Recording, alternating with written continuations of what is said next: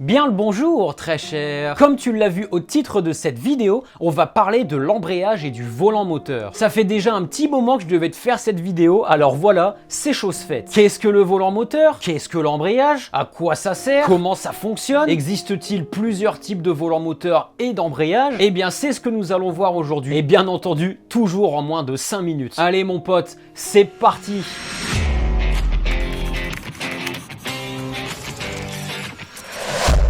Comme on a vu sur cette vidéo, le moteur délivre une force. Cette force est alors envoyée aux roues par le biais du différentiel et ton arbre de transmission. Cette passation de force est possible grâce au volant moteur et à l'embrayage. Quand j'étais petit, je pensais que le volant moteur c'était le volant que t'avais dans l'habitacle là pour tourner les roues là. Alors que pas du tout. J'étais con quand même. Mais alors, qu'est-ce que c'est? Le volant moteur, ou aussi appelé le volant d'inertie, est une pièce mécanique assez robuste en forme de disque située entre le moteur et l'embrayage. En gros, c'est ça. Putain, c'est lourd cette merde, ça vient de la Focus. Le volant moteur sert à transmettre la force du moteur vers l'embrayage. Sans ça, ça marche pas. Mais le volant moteur sert surtout à réguler et à stabiliser la rotation de ton moteur. Tu vois mon ami, un moteur produit des acyclismes. En gros, si tu ne sais pas ce que c'est tout simplement une sinusoïde. En haut, les phases positives, c'est la combustion. En bas, les phases négatives, c'est la compression. Bon, en réalité, c'est beaucoup plus technique que ça, mais ici, on vulgarise. Cet acyclisme va faire que le moteur ne va pas tourner uniformément. Si tu ralentis ce qui se passe, ça fait ça. Je le fais bien, hein? À cause de ça, tu auras des à-coups et des vibrations, et c'est là que le volant d'inertie prend tout son sens. Le volant moteur, grâce à son poids assez conséquent et à l'inertie, va réduire cet effet en gommant les irrégularités. Ton ralenti devient donc stable, tu gagnes en confort. D'ailleurs, je te dis tout ça, mais sans volant moteur, ta voiture ne démarrera jamais. Pourquoi, me dirais-tu? Tu vois tous ces dents autour du disque là? Ça permet l'engrenage du démarreur et donc l'entraînement du moteur lors du démarrage. Sans ça, ta voiture ne démarrera pas. Ces dents te permettent également l'installation du capteur PMH et de connaître le régime de ton moteur. Mais patience, je te ferai un 5 minutes sur le capteur PMH, tu verras, c'est pas compliqué. Maintenant que nous avons vu à quoi servait le volant moteur, parlons de l'embrayage. L'embrayage, ou plutôt le système d'embrayage, est composé de plusieurs parties. D'un disque d'embrayage recouvert d'une garniture ressemblant aux plaquettes de frein, en gros c'est ça, d'une butée d'embrayage, et d'un plateau de pression d'embrayage. Quand tu appuies sur l'embrayage, tu vas exercer une force sur la butée qui va désaccoupler le disque d'embrayage du volant moteur. Grâce à ça, tu pourras changer de vitesse à ta guise. Quand tu relâches la pédale d'embrayage, tu vas réaccoupler le disque d'embrayage sur le volant moteur et ta voiture pourra avancer. Tu l'auras compris, l'embrayage te permet de passer tes vitesses et de faire la liaison moteur-boîte.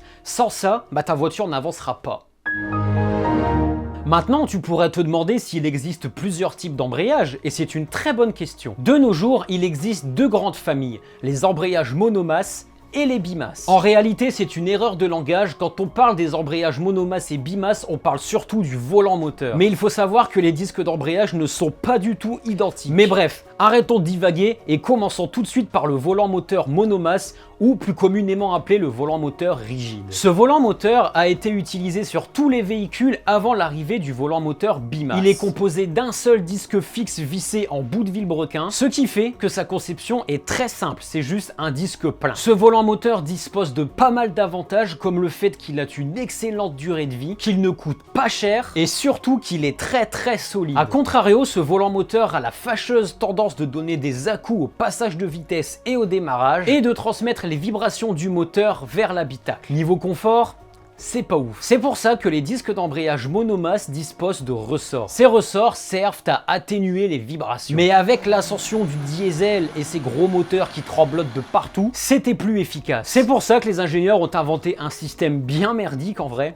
c'est de la merde, les volants moteurs bimasse. Le volant moteur bimasse est composé de deux parties, la primaire et la secondaire. Ces deux parties sont reliées ensemble grâce à un système de roulement à billes et de ressorts. En vrai, c'est très complexe, mais tu l'auras compris, la partie primaire va atténuer les vibrations du moteur et tout ce bordel, et le côté secondaire va filtrer tout ça et va te transmettre un côté plus agréable et plus doux. Enfin, en théorie. Pour avoir essayé deux voitures qui sont passées du bimasse au monomasse, je n'ai vu aucune différence.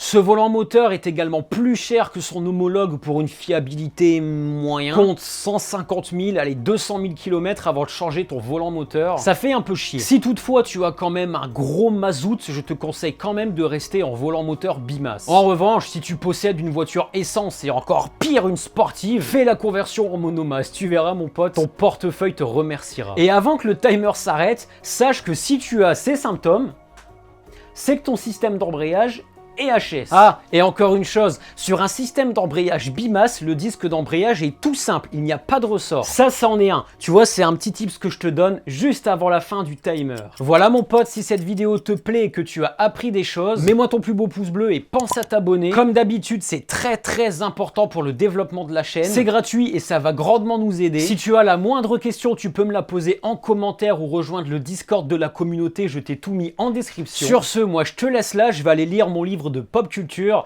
et moi je te dis à la prochaine.